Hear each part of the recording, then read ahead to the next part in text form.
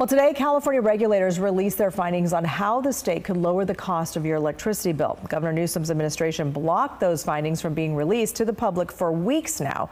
And KCRA3 Capitol correspondent Ashley Zavala has pushed for them and dug into those records today. She joins us now in the studio. So, Ashley, what could save money? Well, Andrea, those reports are part of the governor's executive order he signed 4 months ago to try to tackle those expensive utility bills.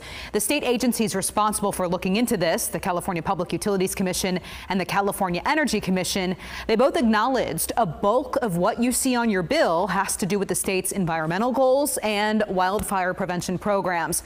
So we'll start with the CPUC. The commission mainly said the way ratepayers could save money is if lawmakers and the governor consider shifting around how some of these programs are paid for using non-ratepayer sources, but they did not specify what the other funding sources could be. Just looking at what the state has access to, it could ultimately still end up being taxpayer dollars from the general fund, special state funds like a voter-approved proposition, or asking the utility companies to shoulder more of those costs. Specifically, the CPUC recommends those fund shifts for wildfire mitigation, extreme weather response, and other programs. It also recommended this for California's net energy metering program, which it said is one of the largest contributors to rising electricity rates for those who don't have rooftop solar. So, for example, in 2024, when most ratepayers don't have solar panels, ratepayers actually spent $8.4 billion for the 15% of California customers who do. The CPUC said changing the way this is funded could mean an immediate 15% reduction in bills system-wide. The CPUC also broadly recommended lawmakers review state contracts and electricity mandates that the state's utility companies have to follow for more of those cost savings.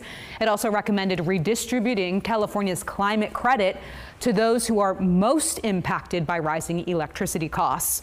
Now, the other state agency, the California Energy Commission, its report was briefer, about 10 pages long, and basically concluded that the programs it oversees are working and are cost effective. In a statement, a spokesperson for the California Energy Commission said the CEC works to address California's energy challenges through innovative solutions that save energy and reduce costs. We checked in with state lawmakers on this. Many are now reviewing these reports.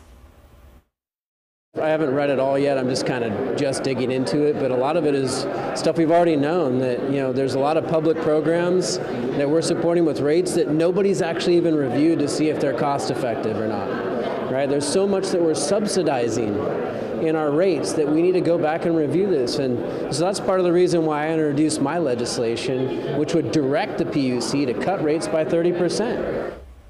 You heard from a Republican there. We know Democrats are also very worried about this issue. There are proposals from Democratic state senators and assembly members to have more oversight and power over state regulators who are allowing these rate increases in the first place. There's a hearing tomorrow scheduled in the state Senate on utility affordability. The California Public Utilities Commission is expected to have a representative there to testify. Back to you. All right, Ashley, thank you so much for looking into it.